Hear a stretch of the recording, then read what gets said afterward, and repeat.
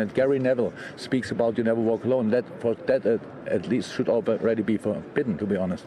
So because we have a lot of rights to sing that anthem. It's our anthem and not his anthem, and he doesn't understand it anyway. So I really don't want these kind of things because it's not fair. I understand all the talks around, and I don't like it as well. But I don't talk about other clubs now like this, and it can be emotional. But I would wish Gary Neville would be in a hot seat somewhere and not everywhere where the most money is. He was at Man United, but when the most money is there, the Sky where the most money is, and all these kind of things. So don't forget that we have nothing to do with it. We sit in the same situation like you all. We got information, and we have still to play football. And you deal with us already like Martin Semmers said, damn them to hell. Did he write that today? These things are right? Really? That's really not okay, I have to say. Quite understandably, as you said before the game, you've not had the chance to absorb it properly. You've not had the chance to talk about it properly as yet. You've had a match to play in the meantime.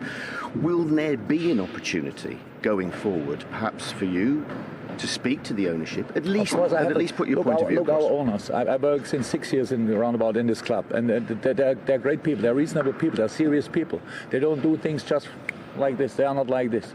They're really good people, and they will try to explain me the decision. Definitely will I understand in the end. I don't know, but it's still not my decision, and it's just about that's how all employees. With all employees, I coach the football team, and I love doing that. And I'm responsible for the relationship maybe between the team and the supporters as well a little bit. So and I do that. And if people want to criticize me for the things which don't go right on the pitch, completely fine. But other things, that's not okay. And again, it's not about me. It's about the boys. I'm a grown-up man. It's not about me. I just think everybody should not forget. You have to make a difference there. Huh? So and all the things we have spoken about, I get that. And you can react emotionally, but at one time you have to start thinking about it again as well. Gary, you did have. We did sort of try and clear this up before the game tonight, but he said there again about you talking about the anthem yesterday, that it's not fair that you should continue to talk about it in that way. Why? Why is it not fair? Well, he says you don't understand it. I mean, I've had enough insults out over the years to Liverpool. Yesterday was nothing to do with insulting Liverpool Football Club. I don't know why I'm living in his head, to be honest with you.